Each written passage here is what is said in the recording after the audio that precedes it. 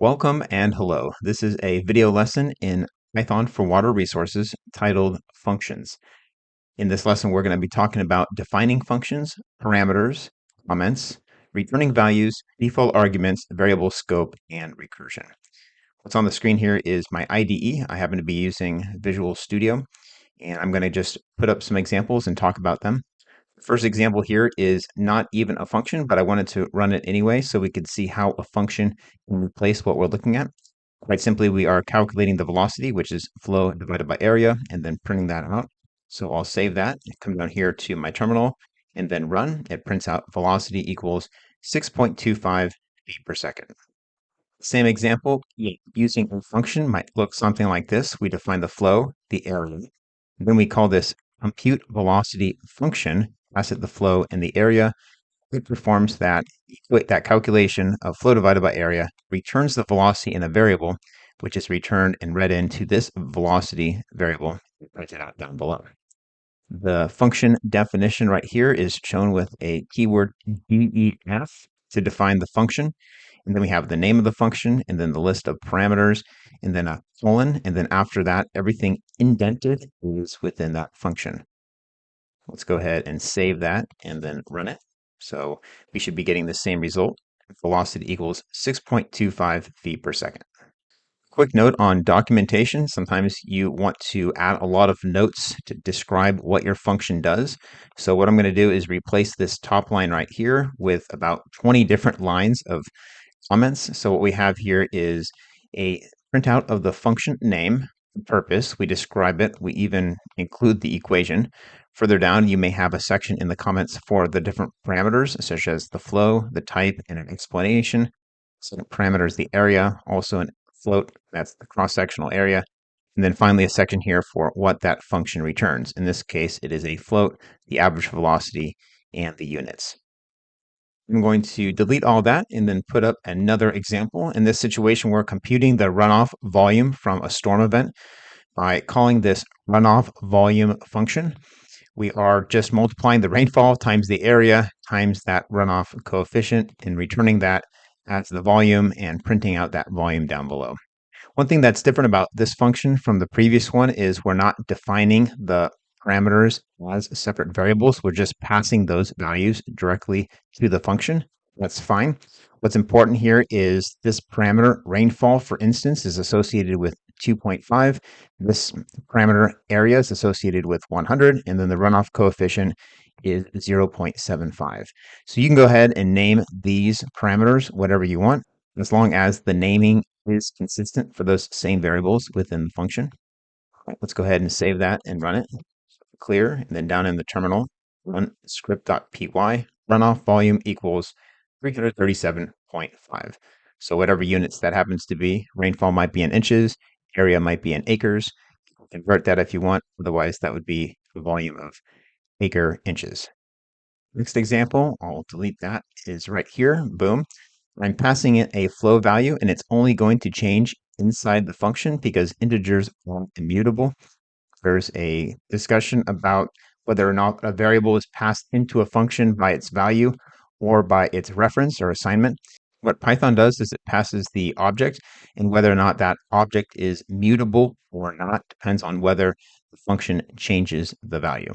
So in the case of integers, which are immutable, which means that the function cannot change an integer, what we're going to be doing here is assigning river flow as an integer, 500. Then we're going to be calling this update flow function, which is going to add 100 to that flow variable and then print it out inside the function. Later, we're going to print out the river flow variable again outside the function, which will remain 500. So it's going to say 600 and then 500 to demonstrate that integers are immutable or not changeable. So let's save that, come down here to the terminal, run it. Inside the function, it's 600. Outside, it is 500.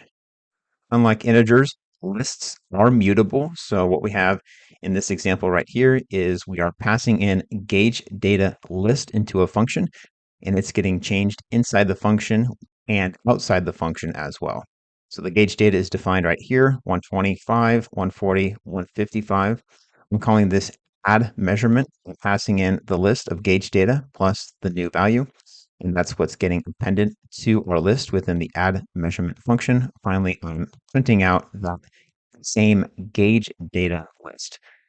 Lists are mutable, so it should display the change outside of the function. Save that, clear, and run. Right, so now we have our updated gauge data list right here with the new value of 180. If you're curious which data types are mutable and which aren't, here on the screen now is a table. We have the data type, list, float, string, and tuples are all immutable, and then list, dictionaries, and set are mutable, which means they can be changed within the function. Functions in Python also allow users to return multiple values. That's what you're seeing here. Returning multiple values, reservoir volume, change, and surplus. So here is the function. We're calling the function down here, reservoir balance. We're passing it 1500, 1200, and 50. Those variables correspond to the inflow, reservoir release, and the evaporation. The change in storage is inflow minus release minus evaporation, which would be 250, which is greater than 0. So storage change is 250 plus is going to evaluate the true because 250 is greater than 0.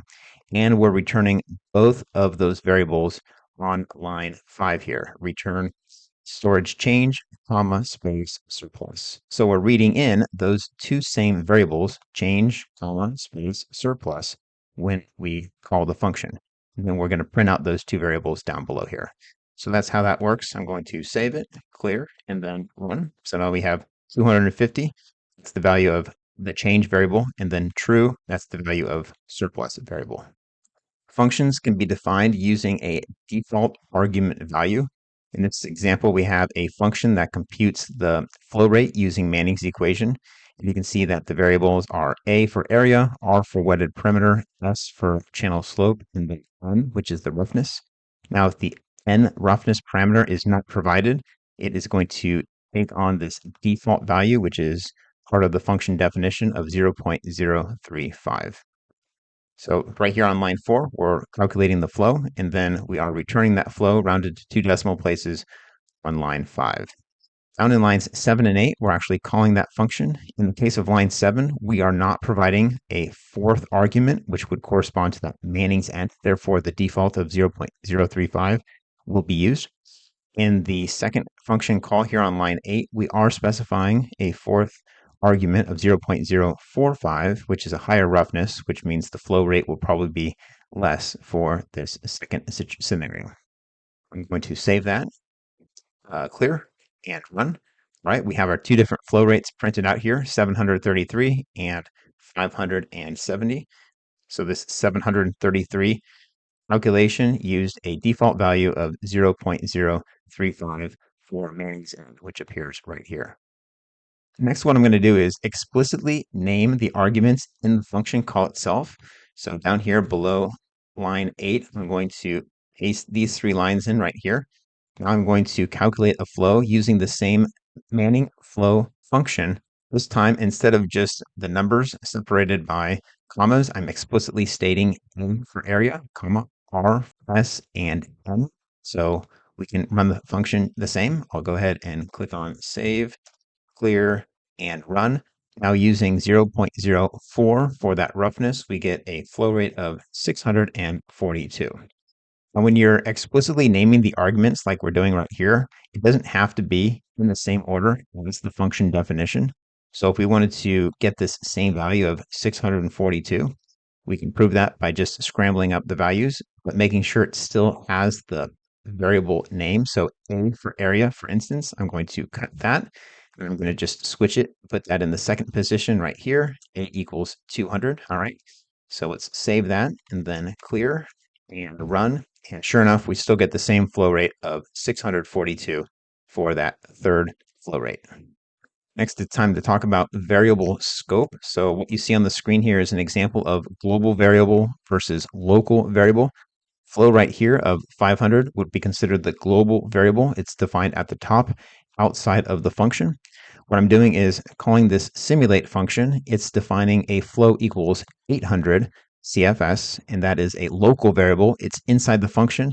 This flow variable of 800 cannot be printed out outside of the function. So it's printed out at 800 CFS inside the function, and then later we're printing out flow, which is the global variable of 500 CFS outside of the function. Let's go ahead and demonstrate that. So clear and run. Inside is 800 CFS, outside is 500 CFS.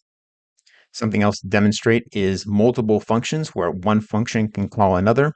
We have a real simple example here. I'm going to start at the bottom. I'm calculating the velocity by calling this velocity function. I'm going to pass in 250, 10, and 4. So that is referring to the flow rate, the width, and the depth.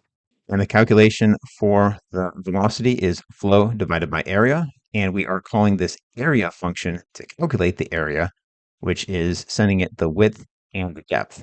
This right here is the area function. So we're just multiplying width times depth to return area, and then flow divided by area to return the velocity, which we're printing out right here. So let's go ahead and run that. And boom, we have a velocity of 6.25. Our last example is going to be recursion. This is when a function calls itself. So what I have here is a function called calibrate. And what I'm also seeing here is I'm calling that calibrate function down here. Again, I'm explicitly naming the arguments. So C equals 0.2, observed peak equals 450, and allowable error is 5. What we're doing at the top is reading in those three variables and then calculating a simulated peak as if this was some sort of model calculation. And I understand that this is very much simplified based on the C value. I'm also calculating the error between that simulated peak and the observed peak, which is going to be 450. That's not going to change for each of the loops. I'm going to print out that result. If that error that we calculated is less than the allowable error, which again is also a constant of 5, then we are going to just return C, which is the runoff coefficient. Otherwise, what we're going to do is call the calibrate function once again, with the same function we're already in. This time we're going to increment that C value by 100th. We're going to also pass in the exact same observed peak and allowable error value. So taking a step back, we're defining the function calibrate. We're calling it for the first time right here, and then we're calling it again inside the functions as many times as it needs to until this condition right here is satisfied, where the error is at most the allowable error. All right, so we should see this printout occur multiple times. And then at the very bottom, we are going to print out the final answer. So let's go ahead and save that. And then let me give myself some room here, clear the previous results and run. All right. So I'm going to scroll to the top here. When C equals 0.2, we have a simulated peak flow of 200 CFS. The error was 250.